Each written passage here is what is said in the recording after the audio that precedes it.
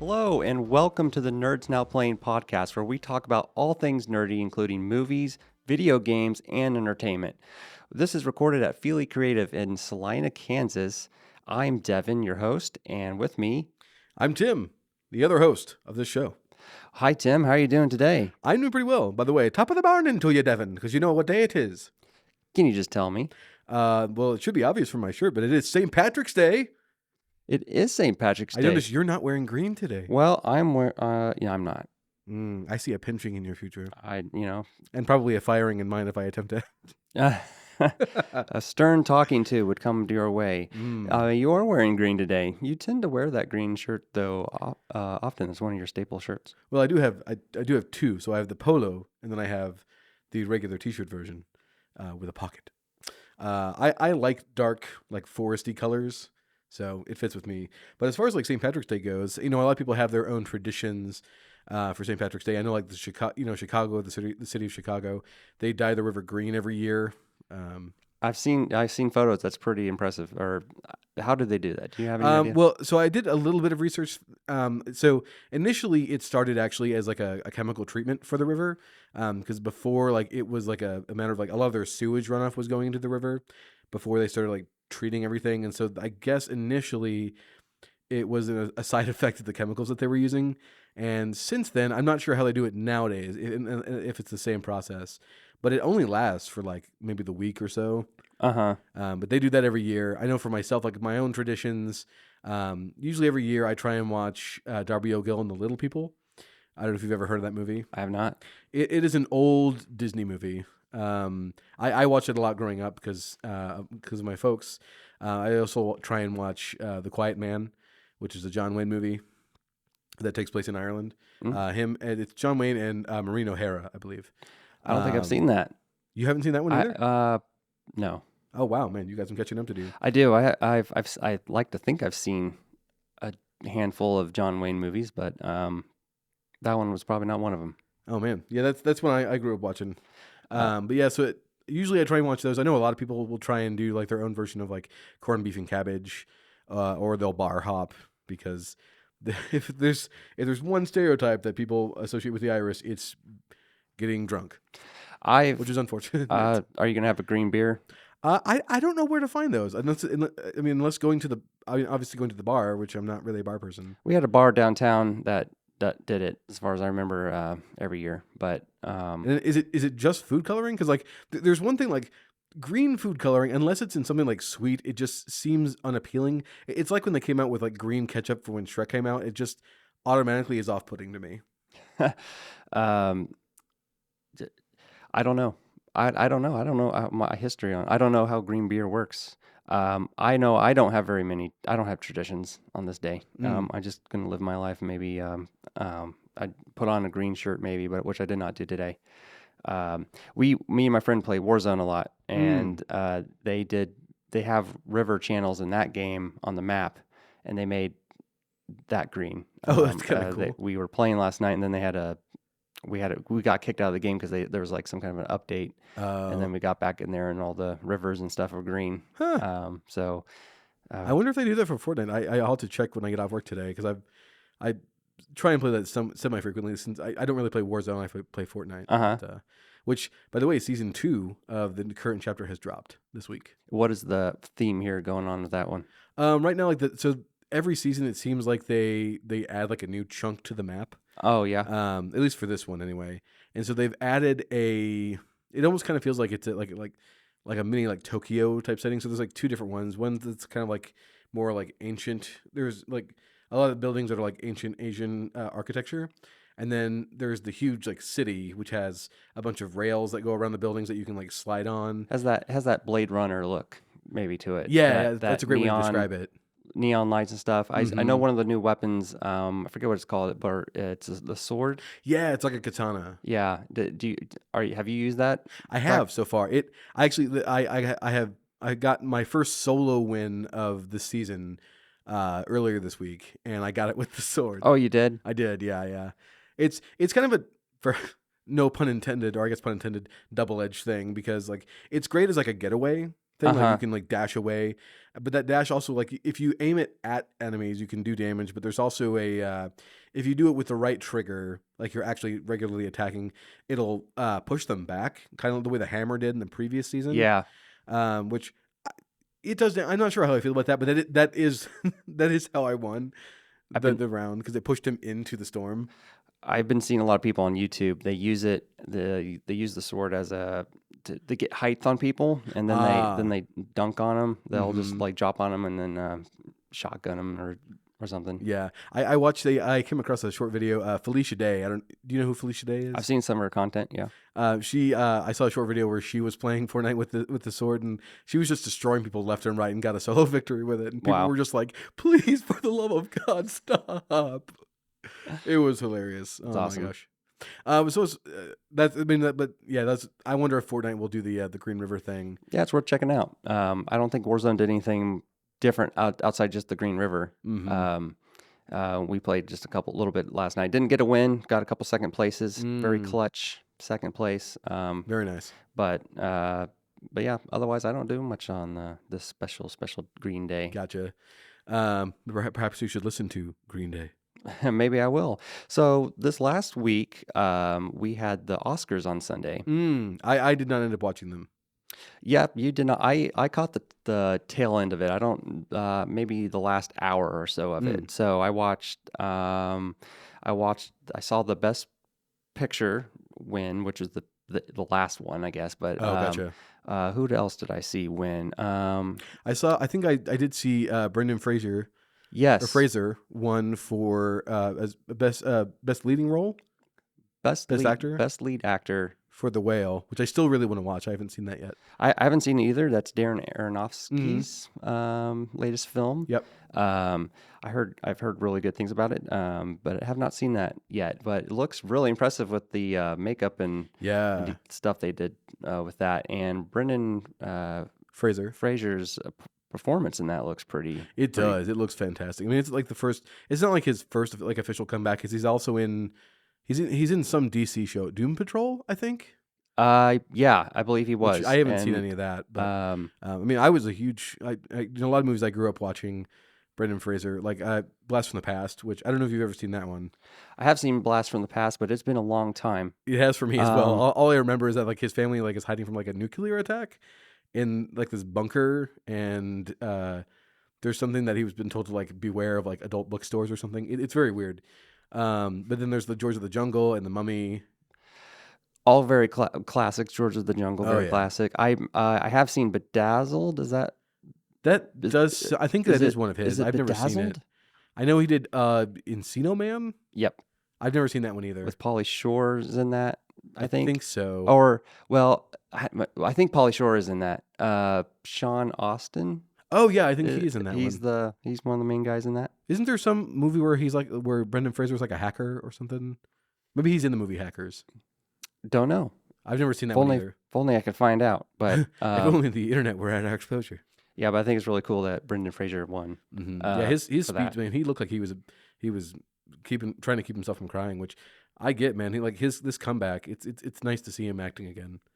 This is like one of the I didn't have a chance to watch all the Oscars, but Mm, this is probably would be the award season that I would probably be the most interested in a hmm while with in terms of all the individual films. I haven't seen them all. I haven't seen All Quiet on the Western Front, I haven't seen that one which is yet on either. Netflix. Haven't seen that one yet. I did watch Glass Onion and Knives Out Mystery. I haven't seen either of the Knives Out movies. I think they're good. I think the first one's really good, and worth Mm. checking out, and the second one's good as well. But I don't think it's like everyone's Mm-hmm. thing. And that's Daniel Craig, right? Daniel Craig. Yep. Gotcha. Let's see. I know the Del Toro Pinocchio movie also won something, didn't it? Yeah. Let's see. I have a list of some of the Oscar Ah, winners in here. I just have it crudely here, and I can't really find things very well. But I think it was the. Let's see. I almost got it. it like best animated feature, didn't it? I think it's what you said to me the other day. Yes. I thought I was going to have the correct. Well, we can always fact check it later. Gosh, there's Um, so many awards. Why is there some? Oh, here we go. It's the best animated feature film. oh, okay, that's what it was. There- I really no, we watched that actually for movie week this week, though it's not the main movie we're talking about today. But I liked it a lot. Um, I liked it a lot too. You know, those stop motion animated Hmm. features kind of get me more excited about the animation Yeah, me too. things Because like than it's such a it relies so heavily on the style that it is, and it takes so much work. And this one, I mean, I haven't seen the making of feature that's on Netflix as well yet, but I plan to watch it. But it looked like all the figures in this one had almost kind of a wood carving type texture. yeah. So I'm guessing that that was like a main feature. Like not only was Pinocchio obviously like supposed to be a wooden boy, but it looked like the main characters were also that kind of similar Yeah, they all look. had that like kind of textured look that Yeah. and you can kind of see that with a lot of stop motion movies, Hmm. I think, but they really kind of like drove that home a little bit with that style. Pinocchio was really good. It was. I think the story of Pinocchio doesn't interest me as much Mm. in general because of the Disney. We had the Disney movie and Oh yeah. some other retellings of that, but this story was good. That it was not a Disney film. Hmm. Um, Disney not does not solely own the rights to Pinocchio, the character, I guess. Yeah. Thankfully. But you know, Del Toro's version of this was pretty interesting, and like Hmm. I love the. I think they gave the. I don't know if you remember the name of the bad guy, the villain Oh, guys. Um, the guy who like owned the carnival. yeah, he's I don't remember his name either. I know voiced by Christoph Waltz. Yeah. But And the weirdly the monkey companion Spazzatura, I think is what it yep, was called, uh huh. voiced by Kate Blanchett. Okay. You know, I looked that up on IMBD when we were watching it, Uh huh. and I saw that that was her name, but I wasn't making the connection that that was the monkey, even though they kept saying the monkey's Which is name. crazy. Like for reference, Kate Blanchett was also Galadriel in the original Lord of the Rings movies, Yeah. which is insane. Now, Uh, now she finally got to play her dream role yes, as a an ape. monkey. But yeah, Pinocchio was really good, really dark in the best ways. Yes, which I mean that's definitely a feature of Del Toro. His stuff tends to be a little bit darker, which I And appreciate. did the original like Disney Pinocchio movie did Geppetto have a son that died, or did Not he? that I'm aware of, unless it's like in like the lore of Pinocchio. I don't think so. It definitely wasn't mentioned. I think in that version, he was just like always alone and like just like he wanted a son Uh huh. or like a child to bring up and just never had the opportunity, and so like he made a wish, and that's why like this puppet became alive. I like this version. Like it gives Geppetto more of a dark back. Like his, I mean, I guess slight spoilers for the beginning of this movie. Geppetto had a son, and it was during. It takes place kind of like during like the opening of like World War II ish type setting, I think, or World War I One. think it'd be World War Two. I think it's two. Uh, So like it takes place during that time period, and basically like his son tragically dies at the beginning, and he just cannot get over it to a point where like at one point like he ends up creating a puppet that he kind of wishes like in a drunken state would be a real son, and other things happens. I'm not getting into the whole plot, but yeah, I really like this version of it. really worth checking out. Some of the other Best Picture nominees, Mm, all of them were All Quiet on the Western Front, which I have not seen. Avatar: The Way of Water I still need to see that. was the Best Picture nomination.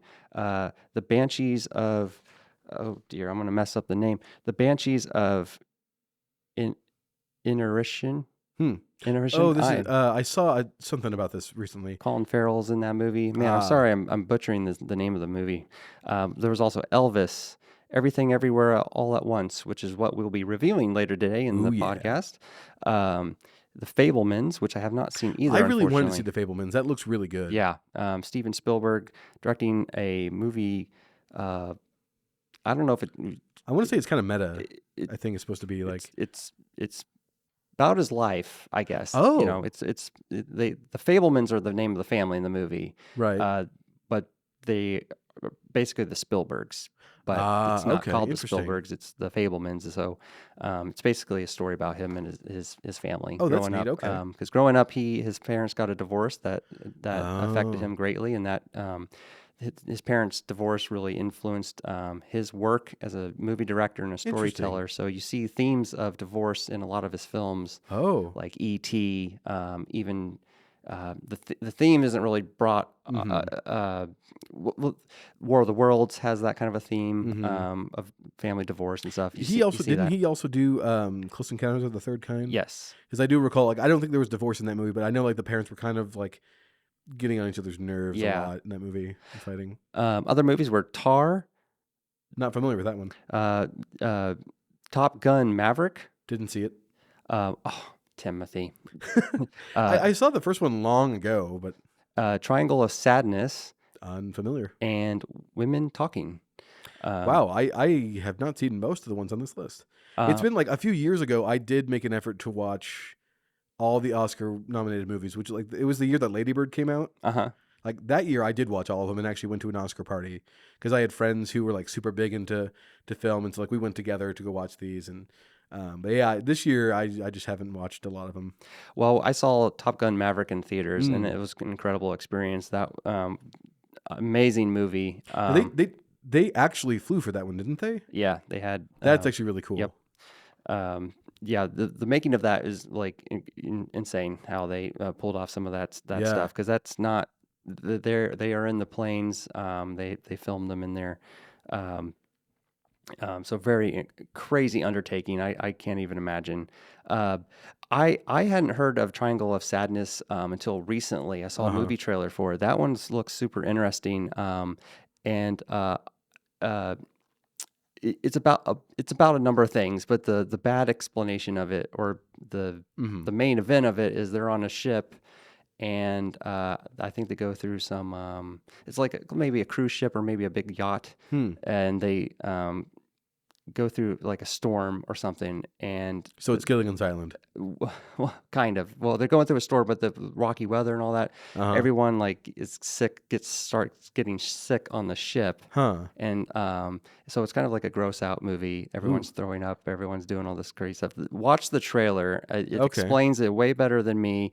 Woody Harrelson is in Oh, that okay. as the I do like captain. Woody Harrelson. And it's a bonkers movie. I'm not surprised it's Best Picture, but it's such a different movie that would Uh-huh. be getting nominated for the Best Picture. Interesting. Now, Um, you mentioned Tar. What is that one about? I'd have to. Is it like La Brea Tar Pits or something? No, no. Well, the reason I ask is like well, there's a show on not ABC, like NBC, I think it is, that's called La Brea, which I haven't been watching any of it. I've heard other people talk about it, and it seems like an interesting show. no. Tar is with Kate Blanchett. Oh, Blanchett. I've always heard it Blanchett. Blanchett. Okay. Um, You don't have to be fancy. uh, Tar is set in the international world of Western classical music. The film centers on Lydia Tarr, widely considered one of the greatest living composer-conductors and the very first female director of a major German orchestra. Ooh, that actually sounds really interesting. Um, so yeah, I'm not familiar with much more about the film. I've seen the trailer. Kate Blanchett looks like she delivers a great performance in that. So it's at least two movies she's associated with the Oscars for then. Yeah, This one and Pinocchio. probably a lot more. I'd have to look and see of what she's. I don't know. She's had a long career and of good movies, so wouldn't be surprised if she was in more. Mm-hmm. But my mom wanted to see Elvis a lot. I have not seen that, so I haven't seen that one I either. have seen Avatar: Way of the Water, and that was a really good film. You saw that one in IMAX as well, Yep. didn't you? Mhm. Yeah, that's one. It's definitely on my list to see because I have like I saw the first one in theaters way back when it came out, and I just didn't like anymore. I try and go to the theater, but it's more of a fun experience if you go like with people. And so like my friend group doesn't go like we always end up going to Manhattan to watch movies together. Uh-huh. But it has to be like when we all have time Yeah. to do it. So Well, so that was the Oscars a little bit. So I watched it. Nothing like super crazy that happened during the Oscars. They had a crisis team made and available ready because of what happened last year. But with the but- slap thing. yeah, but nothing crazy happened out of the show other than that. Everything, Everywhere, All at Once, the film we're going to review later, swept the Oscars. They won a Yes. number of things. They won Best Picture. It won. Jamie Lee Curtis won Actress in a Supporting Role for her nice. role in that film. I'm going to mess up his name. Hoi Kwan. I think it's I looked it up earlier today. Ki Hui Huey Kwan or something like that. Okay, Ki Hui, Hu Kwan. Ki Hui Kwan. I think Okay, is what it's pronounced. he won the actor for actor in a supporting role, And um, this is like his first major film in like 20 and years. it's been a while, so he's just like coming out of the gate really hard. Yeah, he He's does a doing great really job. that. Yeah, he gave a great performance in that, As well as and so like regarding their awards. So this I think has officially um, beaten Lord of the Rings: Return of the King for most awards won at the Oscars. that's insane. Which like That I don't know how. I think in a previous episode, Gus looked up how many awards they won, but yeah. this completely blew that out of the water. I I'm think. I'm gonna check because I thought it was 11, but I'm gonna double check really fast here. Gotcha. Um, yeah. So and I was so happy that Michelle Yeoh won. Yeah. I mean, and this kind of pushes me to watch more of her work because I've really only seen her in Everything Everywhere All at Once and Crouching Tiger, Hidden Dragon, and she is phenomenal in both. Yeah, she has a really great way. And you've seen her in a Bond film, if you remember. She was a Bond girl That's right. She in wasn't one of those. in Tomorrow Never Dies. Ah, that's right. Which I think I read somewhere that she was concerned that role would like typecast her or like force her into certain role, which I'm glad it hasn't because she's made a career for. I still need to watch. She's also in Crazy Rich Asians. Is that correct? Yep, she's in that. Yep. Yeah, I heard that did really well and was a great movie. So it's on my radar. I need to watch that one as well. Yeah, really great film. You should definitely check out Crazy Rich Asians. So, did some research. The trilogy of Lord of the Rings won 17 Oscars altogether. The last film won 11, which tied it with Ben-Hur and Titanic for most. Everything Everywhere All at Once cleaned up this year with 7 Oscar wins. Oh, So Oh, there you gotcha. go. So at least for like one movie on its own. and maybe it's not. So on your notes here it says that's the most awarded film ever. So that probably goes beyond Oscars. There's a number of different Right. film awards that aren't just the Oscars. That's true. So Also, that's probably true, in that they probably have surpassed Lord of the Rings. But we'll have to maybe double check and give an update on our later show about that. for sure. But we should probably before we get into the review, we should talk about our mini topic today, which we've mentioned before. We've both been watching the Last of Us TV show. Yep, and it just wrapped up this last week. The 9th episode, I believe. So like I know I already kind of know your general thoughts, Devin, but so overall, how do you feel about the season? Well, I think there's a lot of I think there's a lot of positives in the show overall. It was very well made. Production is very high quality and stuff. I think overall, like I think it was very quick and very kind of like the story pacing was way too fast. Like Yeah. I think there was like, and I can see that the comparison of like adapting a book where there's a lot of details and a lot of things that can get fleshed out in a book because you have that medium to really expand a story. So there was parts in the show where I know certain things from the game are going to happen. Like one that stood out to me was when in the game Ellie uses a gun for the first time. Joel doesn't let her use a gun Right. Yeah. as you're playing through the game because he doesn't like trust her, like her, and like. But also, she's a kid. Like you don't want to have to put a gun in the hands of a child. Well, and then but then Joel ends up needing help. He's getting going to get killed in the game by fighting somebody, and then Ellie uses the gun to save him. And it creates a moment in the game that I thought was pretty heavy. And in the show, I knew it was coming up, but they kind of like hit that moment and moved on really quick. And there's kind of other moments in the show that I think really needed some more time just to flesh out certain emotional arcs in the story. And because the show is 9 episodes long. Yeah, it feels like it needed to be either at least maybe a few more episodes. Yeah. Or maybe like 2 seasons. Yeah. I mean, it's a video game, and it's like at least a 40-hour game, I think. And I mean, that's a lot of time and a lot of story that you're condensing into 9 hours, or even technically less than that, because there were at least a couple episodes that were only like 45 minutes. Yeah. I mean, there were definitely some standout moments. I do think the performances are good. Oh yeah, I absolutely. think Pedro Pascal as Joel was a really great choice. Yep. I don't remember the actor's name that plays Ellie. Bella Ramsey. Yes, yes. She does an excellent job as Ellie, I think. Yeah, I can really picture their performances make me like really envision them as the characters, and that's like one of the they're so good. I want more of it, Yeah. and I want more. Like there would be some episodes we'd start watching and we hit pause for whatever reason, and then like I learned that it's like a 43-minute episode, which I think was the last episode time Yeah, length, the last one was like shortest 43. of all the episodes in the season. And I was just like, what? How can they possibly cram all this story in 43 minutes? And like, I mean, we will at least see more of Bella Ramsey, and hopefully some more of Joel as well for the second and third seasons. But don't want to spoil too much. Yes, Since but you wanted to spoil us so badly just now. I partly kind of did. The game's been out for over a year, people. Come on. So I thought the first episode of The Last of Us was the appropriate length. I think it was pushing an hour and a half in length, and it captured the first moments from the game super well. And I'm really not sure what I would probably even change about the first episode, but the rest of the episodes, there were some really great standout ones, like episode 3, the one with Bill and Frank. Yes, that episode is so good. I mean, that's not even a section that was really in the game. It's not, and like I thought that episode was really good as a standalone episode.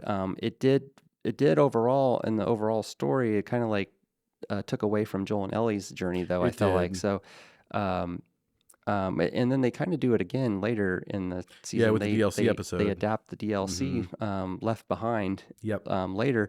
It also a good episode. The production quality in the mall and the character Riley and all that. Oh, yeah. Were really great. But, man, I needed that longer. I needed more time with Riley to really make a better connection with that character. Yeah, I'd agree. And so it's really hard to kind of like criticize it because there's so many things that are really well done in that, and I just wanted more of it. I will say, like, one really, really standout episode or standout moment from that show is the episode where Ellie is in the lodge, where with like the cannibal people, and David and the and like just the part where she's basically broken. Because she's being hunted and she kind of goes berserk and is fighting for her life, and like that it's such a visceral moment. To see, I mean, it is in the game as well, but like to see Bella Ramsey's performance, my God, she knocked it out of the park. Like it's just incredible. Now, one thing I hadn't really thought about, but you said your girlfriend pointed this out. There's for a game that's about basically fungus zombies, for lack of a better way to put it, there are not very many in the show. Yeah, after you reach, what is it, episode? It's like halfway through the season. There's that big sinkhole moment. After they leave Kansas City, the infected are pretty much gonzo. They don't. Yeah, they're not like anywhere. They're not in here anymore, except for the one in the DLC. They're in. There was literally one. Yeah. And in the DLC of the game, there's obviously more than one. So, yeah, it's very interesting because they're going through a lot of the. On their travels, there's a lot of like desolate, vacant places that they go. No more infected. So it stood out to my girlfriend said that like, where are they? Yeah, there should have been more. And it's a good point because like you could seed them in there. I'm sure every once in a while. It probably wouldn't like add too much to the story, but. We got to see some zombies in our zombie show. Yeah, I mean, that's kind of one of the central focuses about that game is that they're in this post-apocalyptic world where that is all happening. I did hear the creators of the show said that they're going to be more infected in the next season. That's good. But I really wanted them in this season. So, anyways, that was The Last of Us. I think it was a great show overall. Great show overall. But I agree. I wanted more time with characters. Yeah, I just want to. There was just. Even you mentioned the episode with David and stuff. That was one episode in the show, and even that one alone could have been, I think, at least a 3-episode arc or something. Oh, definitely. So I would agree. But really good. We're looking forward to season 2. Me too. So, anyways, that was The Last of Us, a part of our mini topic. Let's now get into our main review today, which is the review for Everything Everywhere All at Once.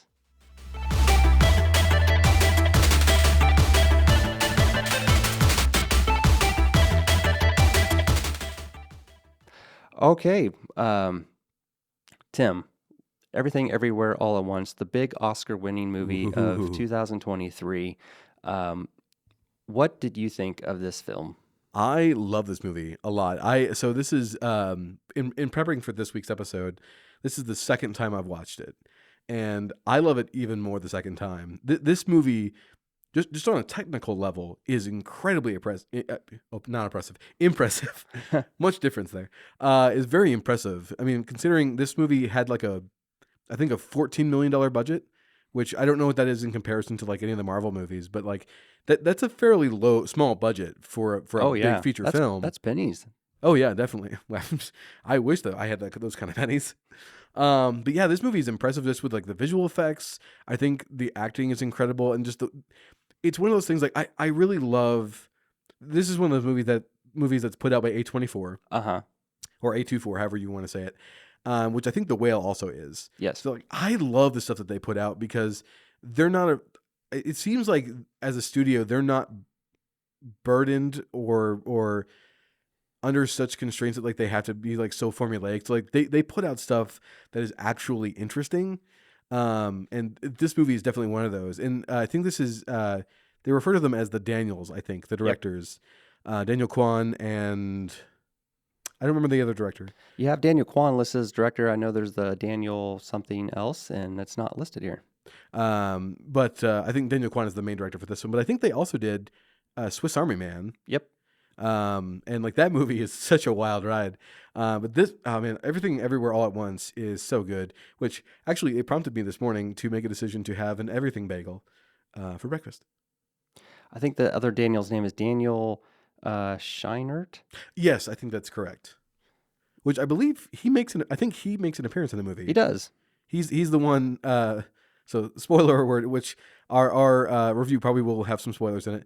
But as a cameo, I think he plays the boss that's into S&M. Yeah, I think so. Yep. Briefly in there, he throws some cash out of his pockets and walks off. That's right. Just like any director should in their movie. But yeah, I love. I think this movie, like Michelle Yeoh, is absolutely incredible in this, and to see Ke Huy Quan back again on the screen. I mean, I think the last thing I saw him in was probably Goonies. Probably the same for me because I know I think he was in something else after that, but like, because I know he was in Temple of Doom, and he was in Goonies, and because like, so he was like a child star. So you're more into like martial arts type stuff, and which is what he does a lot in this movie. Do you know much about Ke Huy Quan, like his career? Like, what did he do after those? I honestly don't know. I know he was in some other movie. I just don't know the name of it. And gotcha. I'm really not familiar with his career outside of Indiana Jones and the Goonies. Gotcha. Well, it's a lot of fairly like big kind of. I don't want to say necessarily Hollywood actors.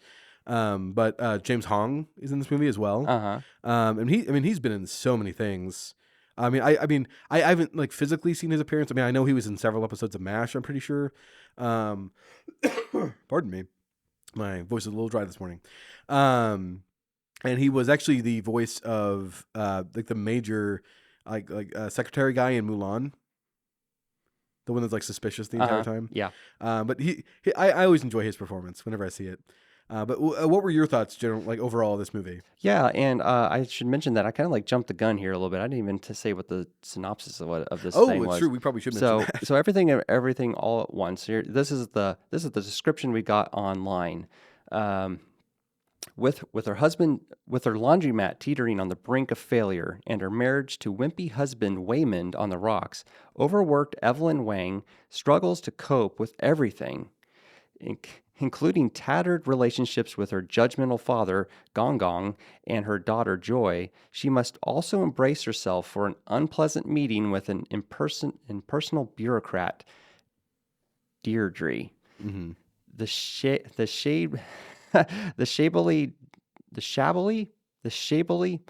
odd-dressed IRS auditor. However, as the stern agent loses patience and a multiverse rift becomes an eye-opening exploration of parallel realities.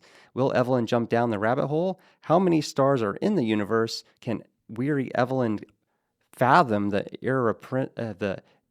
irrepressible force of possibilities, tap into the newfound powers, and prevent an evil entity from destroying the thin, countless layers of the unseen world? So to kind of Wow. go off of that, this movie is basically about jumping to different universes. It's very much its own multiverse movie. Yep. Which, by the way, this movie is what Doctor Strange and the Multiverse of Madness should have been. It should have been, yeah. Um, yeah, absolutely, 100%. And it's sad that it wasn't. It really is sad. So this is my third time watching the film, and because we rented it the first time when it first came out, and instead of going to the theaters, we got it on Amazon, and I was just so impressed with the filmmaking of this movie. This is such a heartfelt and energetic, exciting movie. Like, this is all the things that I could want in a movie, I think. And I went in not really knowing a whole lot about it. I knew there was a multiverse, and really Michelle Yeoh was in it, and that's all I needed to know to watch this movie. Some of the trailers showed some of the fight sequences a little bit, and I'm a real big action fan, especially martial arts and stuff. But this movie is so much more than martial arts. It really is. Like it hops. Not only does it hop like universes, but it changes genres. And just impressively so, with relative ease. So this movie deals with a lot of themes, and that's like acceptance. I would say like acceptance seems to be the one that like stands out the most to me, because like you have acceptance not only of, like their own situation and what they're in, but like accepting their daughter as she is. And there are a lot of other ones like individuality and cultural differences, which is actually, so I was doing some research on this film, and as far as like the cultural differences go, so they not only speak English in this movie, but like Evelyn, Michelle Yeoh's character speaks to her husband in Cantonese. Yep. And English, or I think, and he talks back in Mandarin. So like it really shows those cultural differences just within like Asia alone, because they speak several different languages throughout. And I think that's a really, really great touch. Like as someone from America who has like no idea like necessarily the differences. Like if I were to sit down and just listen to the language, I would probably notice. But like upon first watch, I had no idea that those were like different. That's an interesting like little tidbit to me that's interesting to see how, like, if they use that in the differences between Michelle Yeoh's character and Ki Hui Kwan. Kwan's character. I'm gonna be messing up his name, so I shouldn't even like really try too hard.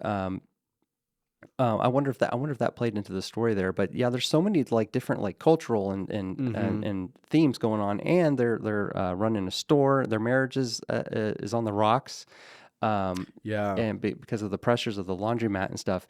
But specifically with the themes between Michelle Yeoh's character and her daughter Joy, which I think a lot of people can relate to with like anyone's relationship with their family, a family member, and doesn't matter what mom, dad, or anything else like that. But her daughter wants to be accepted by her mom and for who she is, and so there's just so many like beautiful moments in the movie. At the beginning of the movie, Joy wants to introduce her girlfriend to her mother, and her. I watched this 3 times, and I think maybe her mom knows that that's her girlfriend. Yeah, it seems like she knows, but like doesn't think that the grandpa Gong Gong, played by James Hong, will accept it because he's from such a an older generation, and so she like purposefully says like, oh, she's her really good friend. Yep. Which like I understand that kind of difference because that even like amongst Joy is kind of almost like a little bit younger than we are. Yep. But like it's very much that younger generation where we seem to be like way more open and like accepting of those kind of things, where like the older generation doesn't necessarily seem to be. But yeah, that hits hard. I'm not gonna lie, like so this is my second time viewing the movie, and by the end of it I was crying. Yeah. at the end of this movie. Like, it hits hard. We were talking about the Oscars earlier, and in the Oscars, they play clips from the films as they're nominating them, or before they announce them, or they highlight one of the films, and they highlighted a scene from Everything Everywhere All at Once, and it was a short interaction between Evelyn and Joy in the movie, and it was almost enough to like make me like kind of like choke up a little bit. That's how like impressive this movie is with its characters and its themes in it. I apologize to the audience. I'm kind of sick this week, so if you hear me coughing, that's why. There's a multiverse where you're not coughing, I'm sure. I wish I were in that multiverse right now. Yeah, what a delightful movie. And so let's see. There's a lot of other things to talk about in this movie. So Evelyn, in one of the universes, Evelyn, how did they describe it? Well, they described it so that they use. She tries to describe the situation with like the Ratatouille reference by being like controlled as kind of puppets. Is that what you're getting at? No. So earlier in the movie, they explain why Joy is the way she is. Why she has been overloaded with all the information from all the multiverses in her. Yeah. So her, so in like the Alpha verse, which is like the one that made initial contact with all these other multiverses, they say that basically they discovered a way to jump between multiverses, between different universes, and that was Michelle Yeoh's character in that the Evelyn of that universe discovered it, and so like she pushed her daughter Joy in that universe so hard that it fractured her mind. Yeah. To the point where like she's just kind of seeing all of it, every multiverse at the same time, and can like seamlessly hop between them. And like she was already like so broken because of this experience, because not only that experience, but the feelings that she was feeling from her kind of relationship with her mom and struggling with acceptance, so that all that kind of compounded into her kind of becoming this villain and accidentally creating what ends up becoming like the symbol of her like regime, which is this the everything bagel. Which she says there's a moment later in the film where she describes what it was, is that in this case everything is like she compiled all of her hopes and dreams and fears and like literally poured like her soul and like everything onto this bagel, to the point where it basically has become a black hole, and like this kind of like almost like a symbol for despair, it seems like to me. And she initially created it, she reveals later, because she wanted to not exist anymore, because she was that broken. She's the evil entity, Jobu Tubaki. Yes, which I love. One of the fun parts about this movie, Evelyn never says the name right until like the end of the movie. So at one point she calls her like Juju Chewbacca, which I think is hilarious.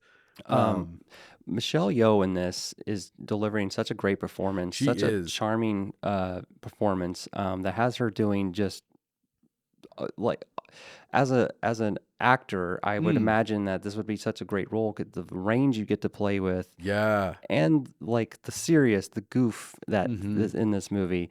But early on, when Michelle Yeoh meets Waymond. Which when we first watched this movie, or when I first watched it with you, I swear to God it was Raymond, until they were like, no, it's Waymond, which is like such like an odd choice for a name. Like I don't think I've ever known anybody with that name. But I love that choice. So when Waymond meets with Evelyn for the first time in the janitor's, well, no, they meet in the elevator first. Like this whole movie is like a surprise. Like I have no idea what's going to happen when I first watch this. Yeah, me neither. But then it's added. It's so much more impressive too when you know that like the amount of special effects and how the crew of like they had like 5 main artists doing this stuff, which I was looking up. So like I think it was like nine VFX artists altogether, but 5 main ones, and none of them knew how to do any VFX before this movie. Like they taught themselves from tutorials online, and that's how they did it, which is really impressive. Considered like all the ones in this movie. It's nuts how good they look to me. Yeah, it's amazing how much they were do with so little. Yeah. I watched a featurette on the making of the how they travel through the different Oh yeah. multiverses, and the director was talking about how in the Star Wars TV shows they have those LED screens that can Oh yeah. those virtual sets that they can make and just put Mm-hmm. around an actor. He said that they made their own makeshift version of that. Oh, that's So they cool. had Michelle Yo on the chair when she does her that sequence where Oh, she's where she's like being pulled back. yep, where she's being pulled back. Yeah. I guess they rigged up two LED wall panels on either side of her that they said they're like little cheapo ones they got, and they previously went and filmed that footage that you see behind her, the Yeah, I background think I stuff saw with that the director filmed that like over the course of a year uh-huh, at different places he had visited. and he filmed it on like his iPhone. Really? Yeah, I did not hear that part. they like set the settings to like a lower shutter speed or something, and he just walked like slowly down Oh, that's really like impressive. the streets or something, and they sped it up later. So they were able to play that footage back on these LED panels and like get that lighting effect on Michelle Yeoh, and then Oh, that's they so filmed cool. her like going backwards in they had her do it slow motion, then Sped her up. then they sped I think her the up whole later. sequence was like 8 seconds. I think I saw. Yeah. Yeah, that section is really cool. Which, speaking of the way that one of the things I really love about this movie, not only the VFX, but like the choices that they made. You mentioned like how they are jumping between universes. Yep. So in the reality of this movie, how they jump between universes is they make what would be like an improbable decision that like that person would potentially never do, and they use that as like a jumping pad to kind of slingshot off of that universe and bounce into another one. Uh-huh. And so like there's so many odd choices. Like there's one point like the Waymond when he gets into one of my favorite moments, which is the fanny pack fight sequence. Uh-huh. Yeah. He opens some chapstick and like takes a bite out of it and eats it, and that's what prompts him to be Yep. able to jump into another reality of women that can actually do these martial arts things. And like there's some other ones too, like and Michelle Yeoh's character does it a lot. Like she like at one point she pees herself. At one point she straight up like just puts sanitizer on her hands and then into her eyes. Yep. One of the weirdest ones in the entire movie, and is another standout moment for me. So the auditor that's played by Jamie Lee Curtis, Uh-huh. on her desk, she has several awards Yep. that resemble butt plugs. Yep. And I didn't notice that until the third viewing on Really? that. She said, because she's like, see these right here behind me. You don't just get those for blah blah blah or whatever. And yeah, they looked way more like butt plugs to me than the first two times I watched it. They're just like normal stupid award things Yeah. you'd get, but yeah, and then later they are used to great effect. Yeah, there's a great moment that is just, it's so hilarious because there one of them calculates who's part of the team that's trying to stop Jobu Tapaki. That they calculate like he has to like sit on it in order to like that like prompts his change. Uh-huh. And like he keeps trying to, and Michelle Yeoh's character Evelyn basically denies him, and he's like he's hopping around on his bottom trying to get on this thing, and then another guy comes up and just like full dive bombs across the screen onto it, and Yeah. then does it. Like it's such a, like, you just have to watch the sequence to see how crazy it is. And like you mentioned the fanny pack fight earlier on, and it's just like really charming to see like Wayman, the character Wayman, and played by his actor, which you know as Kiwi Kwan. yeah. We'll just say Kwan from now on. Yeah, so seeing Quan play this role, doing these martial arts was so, it adds so much like It humor really to this, does. and him using the fanny pack as a weapon and taking on all these guards like such a badass, It really is. was just so thrilling to watch. So we have like an Oscar Best Picture movie that features fighting with fanny packs, butt plugs, and even dildos at one point. There's Yes. like a big dildo fight later. And it's like, who comes up with this stuff? So it's like it makes you think like movies can really just be anything, huh? They really Like, can, and that's why I appreciate A24, like I said before, because they're not afraid to make stuff that's interesting and weird. And that's like, it's just, this movie is wild. yeah. And in fact, one of the things, so like, there's a number of these universes that exist. When I was trying to count the sequence, when they show like a bunch of them back to back, I thought I counted like 60. The list that I have is like 45 to 50. But there is, so I was looking into like the stills that they developed for this. The Daniels basically told the editors to just do whatever they wanted for this. Like if you can think of it, just go for it and do it. And so I have a list of some of the standout ones to me.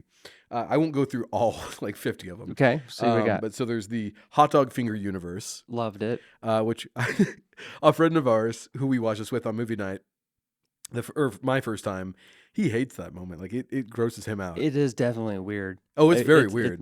Well, and I think what adds to the weirdness is the sticking the hot dog fingers in each other's mouths. Yeah, that's a little uncomfortable moment. I love though that they reference 2001: Space Odyssey with that though. Yeah. They basically infer that in that universe, the apes with weird like hot dog fingers won out over the regular apes, or the ones that would become Homo sapiens. Right. And so they became the dominant. I also like that earlier in the film, Michelle Yeoh's character, Evelyn, is watching the TV, and there's I hate if I'm getting this wrong, but I think it's like an Indian drama. It seems like, or at least an Indian actress, right? And they're doing some kind musical. of a musical. So early in the movie, that she watches that, and she's like yearning for like maybe being an actress or something in a different life she wishes she had or something. And then they revisit that scene again with the hot dog fingers. Yes, they do. And it's like, what? It's such a great like small choice, but like, and what a weird one. But those weird choices are what makes it so interesting, Right. But so some other ones, there is a crude childlike hand drawn doodle universe that like Jobu Tupaki and Evelyn fight in at one point. There is the Pinata universe. Cremated Evelyn moving urn universe. This is one where you see the lid just kind of like as she screams. There's the Rakakuni universe, which is there's a moment in the movie where Evelyn is trying to explain Ratatouille to her, to try and describe the situation, and she keeps calling it Rakakuni. And so there is a universe where there's a chef who is being piloted by a raccoon instead. Which, fun fact, I think I read the raccoon was voiced by Randy Newman. Really? Yes. It's crazy. Like I read that before rewatching the movie, and so like I was waiting for that, and I listened, and it definitely is Randy Newman. But see, there's a grapes Evelyn version where it's literally just her face like built into like the thing of grapes. A standout one for me is there's actually, I don't know if you caught it. There's a Twin Peaks one. Well, explain. So okay, I don't know if you made it to the point in Twin Peaks where you see the red room, like at the Black Lodge. Yep, I've seen it. There is a still in the sequence of like different universes where Evelyn is basically in the red room. And so apparently one of the guys who was working on these sections, and that guy who made that one, apparently was like the key grip or best boy for the original series of Twin Peaks. Really? Wow. Coincidentally, which is fantastic. And there's so many other ones, but I think my favorite, and I'm curious as to what your favorite universe is. My favorite one is the Rock universe, where eventually at the end of the film they have googly eyes on them. So I'd probably have to say my favorite universe is the Rock one too. And it's not just because they're rocks and it's so bonkers and like creative, but it's happening. They go to that universe at like a very emotional point in the film, where Michelle Yeoh's Evelyn is trying to reconnect with Joy to save her and the universe. Yeah. At this climactic moment, that is happening. I think when they're all at the stairway at the end, right? If not, it's definitely close to that point. So this movie is so crazy on how emotionally charged it is, while you're watching rocks with googly eyes on it. And like that moment, Like- like it's an emotionally hard hitting moment, and I love one of the best choices that they made for that sequence is that they didn't have any audio dialogue. It's all in right. subtitles, Uh-huh. which I think initially they wanted to have them dub over it with voice, and they decided that no, we should do subtitles instead. And I think that was the right choice to go with. Absolutely, Oh yeah. because it just and as like they're interacting with each other as rocks, like there's just something about that scene and that interaction that like you said, like emotionally it hits really hard with what they're talking about. There's that makes me think about like, so sound design is like a huge part of this movie as Yes. well, and I think that there's not like by having the subtitles, it like retrains your focus Mhm. on what they're saying. I mean, they're all rocks; they can't actually make noise, I would think. Right. So Well, so that reality is almost like an absence of sound. and right, and that like there's a point earlier in the film, and I don't think it's like super one-to-one related, but like there's a point earlier when Jobu Tupaki is Mhm. came off the elevator when she's finding Evelyn. Oh yeah, in the hallway. She found Evelyn finally in the right universe that she's looking Mhm. for, and when there's the swell of music and stuff because Mm. Evelyn is like, or not, the Joy is like walking towards Evelyn. The Yeah. music's really deep because she's like the evil entity Uh-huh. and she's going to get her. And then Michelle Yeoh's character of Evelyn makes mention of how the evil entity made her Joy gay. Oh yeah. And so, like, when that is mentioned, like, everything just, like, comes to a Stop. pause. Yeah. And she's like, wait, what? You're still hung up on that That's a great choice in this too. 'Cause, like, universe? that's kind of talking about like those cultural differences. Uh-huh. Which I also love in that particular moment. There there's a moment where they're like over the top cartoon sounds are used. Where like Jobu Tupaki takes off the visor and throws it, and it's like it's a cartoon sound effect. Uh-huh. Like it's little choices that make this movie great. Yeah, and that it happens so often. Like, It it's does. so effortlessly done Mhm. and masterfully done. Like, it's this movie is just amazing. And when I watched it the first time, I was just like, this is so great. And then when it got nominated for Best Picture, I'm like, wow, there's justice Mhm. everywhere Absolutely. all at Um, once. I see what you did there. I will say one of the other standout moments for me. There's a moment where Alpha Wayman is describing to Evelyn why he feels like she's the one to defeat Jobu Tupaki. Uh-huh. And it's because in that universe of this Evelyn, she tried so many things and is basically a failure at all of them. Like, I think the direct quote is, "You're so bad at everything that means that you're capable of anything." And so that's why, like in this universe, she's so bad at all these. Like in every other universe, she is great at something. Like she's either like a great singer or a martial artist or an actress or all this other thing, or like she has success in her love life. And like in this reality, she has none of that. But because of that, she basically has the ability to tap into all these other things. And I think that's such an incredible line. Like I there's something about that just it taps deep within me. Yeah. That like it's just so profound. Yeah.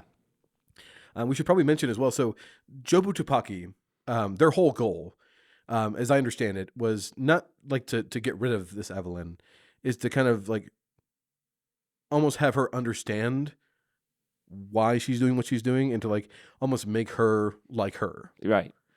Which is an interesting. That's another choice. Like you don't often see that with like the stereotypical villain to like destroy or get rid of. It's just like no, I want you to see what I'm seeing, Uh-huh. so you can understand me. Yeah. And I think that's really profound as well. And just overall, like I don't know if there's more like you want to talk about with this movie.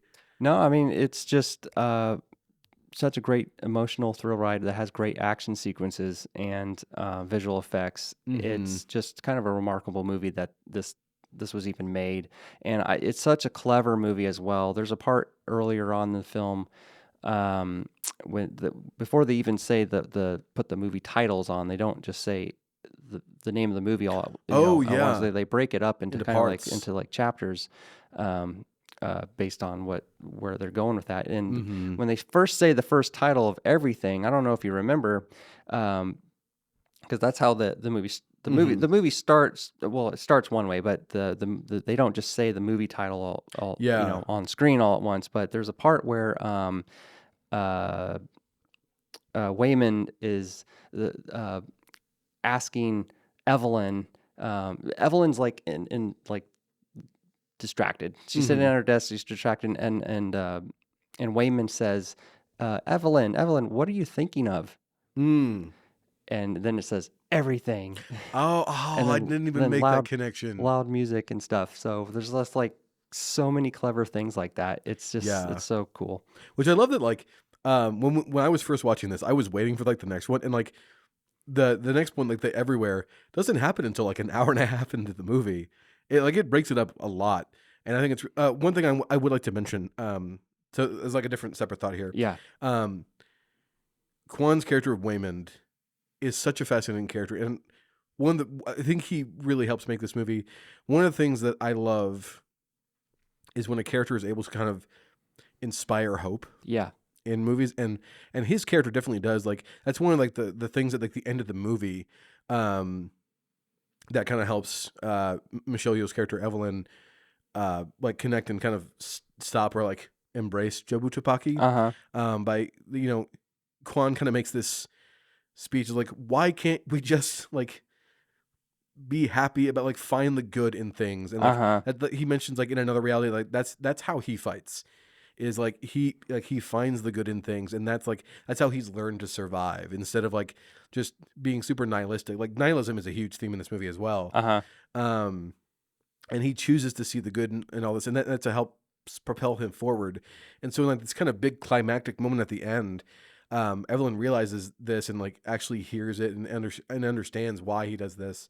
And so she makes the decision that instead of straight up fighting and trying to like hurt these people, she makes a decision to like give them what they want or give them something good and happy. So like there's a couple that like try to attack her at the same time, and she like connects them and they kiss, and like they come off to be a couple. There's another guy, like the guy that was into S&M. She like gives him a ball gag, and like, that makes him happy. And like there's other things like the one guy she like sprays with perfume, and they're like, see, so she does these things to give them hope and give them happiness, and that's how she fights. Yeah. And I think that's such a bold choice as well. That moment in the movie is very like emotionally hitting too, for each individual thing that she does. When you mentioned the kiss and the perfume, like the way that is cut and shot, it just like it makes your hair stick up on your really arm does. almost. It's just so good, and it's like wow. It's just all I can say is wow. Yeah, honestly, like if you haven't seen this movie, please do yourself a favor and go check it out. I think it's got something that can appeal to everybody. I mean, it is very out there. So I guess if you don't like things that are out there, then it maybe won't be for you. I think you said that your girlfriend wasn't super into this movie. Well, at least not the first time. Well, no, but no. So no. So it may not be for everybody, but I think it's something that like it's a very unique experience. Yeah. That it's at least worth watching at least once. Yeah, I've seen some of the other like Best Picture nomination movies, and like Top Gun Maverick was a phenomenal movie, technically amazing, but it just didn't make me feel the way Everything Everywhere All at Once just held my emotions captive. I mean, it really does. Yeah, it was just, oh man, that's so good. I might have to watch it a fourth time. This is, I've gotten to the point where I so kind of, because we're in the age of streaming, I so rarely buy movies anymore. Like when I was like out of high school and like started my own bank account and was like, and started getting on Amazon, like I'm going to build up my movie collection. Yeah. So like I have like 4 gigantic binders of movies that I've had to vet like over the years and like get rid of some because I'm like, I don't, I never watched this. This is one of those movies that like I legitimately want to own because I think it's one that I will. Like I want to watch it more than once. It's more than twice. Earn the status of purchased on your movie shelf to show off. It is, and there's not a lot anymore that do that for me. Other than like, I did buy the new Dune, which I do want to talk about on a future episode. Well, maybe we will, but we can't talk about everything everywhere all at once. Or can we? Maybe we can take some of our podcasts, loop them together overlay them together. It would be a noisy mess, but we could be done.